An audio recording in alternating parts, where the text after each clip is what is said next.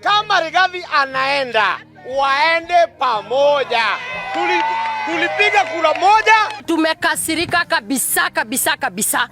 Sisi tunaona wabunge mnatubeba ujinga. Tumechoka kuambiwa fulani ni mbaya na fulani ni mzuri.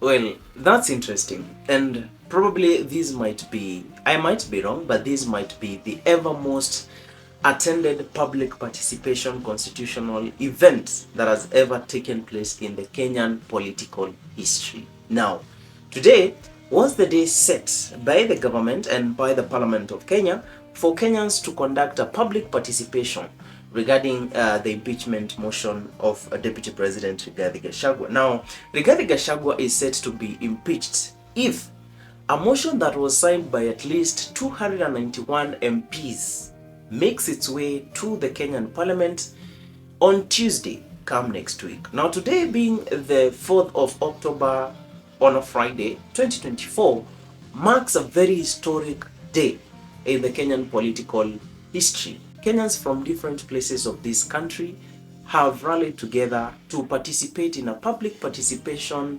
constitutional event in different areas of this country regarding the impeachment of Deputy President Rigathi Gachagua. But of course, the public participation has come with a different, with different tunes. And today I want us to look at what has really turned out, or rather, how was the public participation carried out in different areas of this country. Different Kenyans have different opinions and different views regarding the impeachment of Deputy President Rigathi Gachagua. Welcome to Munene Digital. My name is Munene and this is Munene Digital. We are your front row channel in entertainment, celebrity and human interest stories. Let us look at where all the problems started. Now, Rigathi Gachagua for the last 2 or 3 months has found himself in the corner by himself and with only the MPs that support him. Now, Rigathi Gachagua has always been a man of the ground, as so he says, because what has brought all these troubles is believed to be the common phrase that he uses known as mtu asiguze murima. Now, for the last 2 or 3 months, there has been a conversation to impeach the Deputy President Rigathi Gachagua, whereby most of the people thought it was a joke. Most of the people never believed that such a thing could even make a step, you see.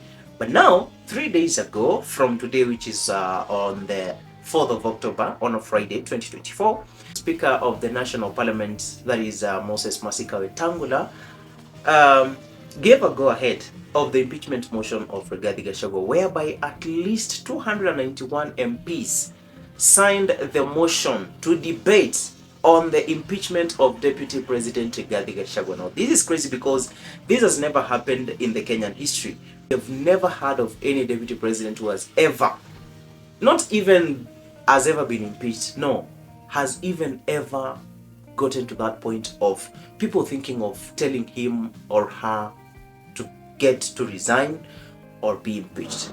Now, this is what has been happening to Rigathi Gachagua. Now, Rigiji is facing all these troubles after Kibwezi West MP Mwengi Mutuse, if I got that name correct. Mwengi Mutuse is an MP for Kibwezi West who tabled the motion of impeachment of Rigathi Gachagua. Now, the motion came along with 11 grounds whereby different MPs decided on passing the motion to impeach Rigathi Gachagua. For the 2 years, he's been accused of 11 grounds. These are just accusations. So he has been accused of embezzling funds during his tenure as a Deputy President of the Republic of Kenya, and also being tribalistic by the phrase he uses, or the phrase that he likes to use, mtu asiguze murima. There's also this other accusation that has been made against Deputy President Rigathi Gachagua, which is going against the government, and whereby he's also accused of funding and supporting the Gen Z protests, or rather the Gen Z maandamano, which took place back on the 25th of June, whereby Gen Zs waliweza kuingia parliament. Now, what you need to know about the impeachment of Rigathi Gachagua is that at least 291 MPs have already signed the motion to impeach Rigathi Gachagua, and today was a day to collect public opinions regarding the motion to impeach Rigathi Gachagua. And it is quite funny because this was the most ever attended public participation constitutional event to ever take place in the Kenyan history since Kenya got its independence. Now, you ask me why. I want us to watch a little bit of some clips right here of Kenyans giving their opinions regarding the impeachment of Rigathi Gachagua. But just before we watch the clips, I want to make this clear that it has been seen from the public participation, or rather from the opinions that were collected from Kenyans, is that most of the Kenyans are totally tired. By the way, most of the Kenyans have shown that they are quite tired of the government of today, because even during the public participation, you could clearly see and you could clearly hear Kenyans giving their opinion saying, if we have to impeach Deputy President Rigathi Gachagua, then why don't we impeach the president as well? Because during the voting, we were given a ballot paper which had two names, President William Ruto and his deputy, who is Rigathi Gachagua. So if Rigathi Gachagua is to go home, then why can we not then impeach the president as well? So though some of Kenyans are also supporting the impeachment of Rigathi Gachagua, a large number of Kenyans have already shown that they are not in support of any political move that the Kenyan government is going to make, because they are saying this could be a diversion. Wakati rais na naibu wake wako na shida, watatuletea hii shida yao. Lakini saa hivi tunaongea na nyinyi, Adani imechukua airport. Vile tunaongea na nyinyi, NHIF watu wanaenda hospitali wanashindwa kutibiwa. Nasema kufa driver, kufa makanga. Kwa uongozi yote iliyopita, serikali yote imekuwa kwa uongozi. Hatujaona yale tumeona. Na tumekasirika kabisa kabisa kabisa. Sisi tunaona wabunge mnatubeba ujinga. Sisi tunaona Ruto unatubeba ufala. Mnatuletea impeachment ya Rigathi Gachagua. Na unajua vizuri sana wewe Ruto, ile kura ulipata Mount Kenya, 50% ya uongozi wako ilitoka Mount Kenya. Na sisi ndio Mount Kenya. Na sisi tumekasirika na wewe.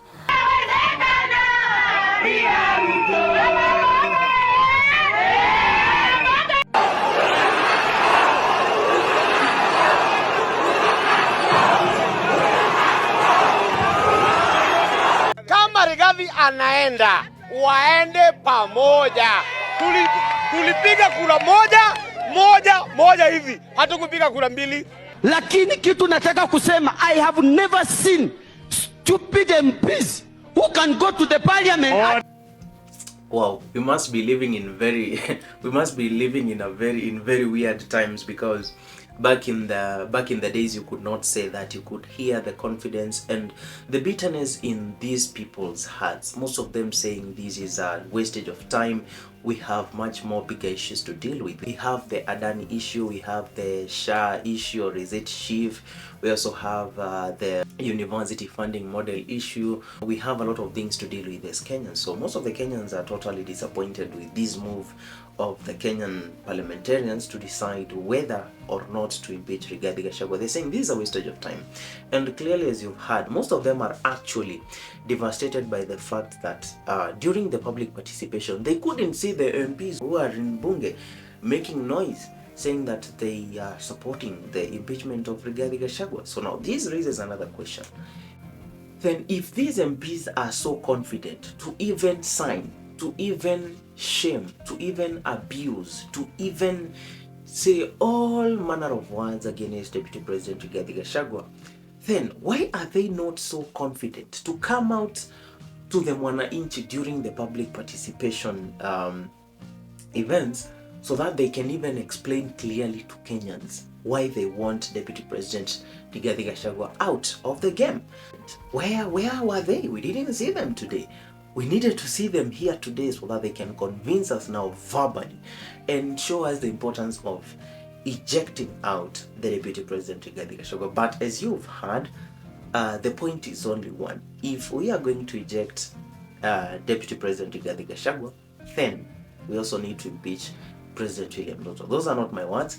Those are opinions collected from Kenyans today during the public participation constitutional event. What you need to know is that after public participation has taken place, now the motion will also now be taken back to the Kenyan Parliament, whereby now MPs are expected to vote on a basis of yes or no come on the 8th of October, which will be on a Tuesday. Now, whereby now these MPs are expected to vote. Now it's funny because the MPs that will be voting hatukuona leo kwa ground, because Kenyans totally and really expected these MPs who are supporting the impeachment of Rigathi Gachagua to be on the ground today and actually try to convince Kenyans as to why the impeachment of Rigathi Gachagua is so necessary at this particular point, where Kenya is just reviving its economy from some of the damages that were seen after the Gen Z's maandamano, which took place sometimes back in June.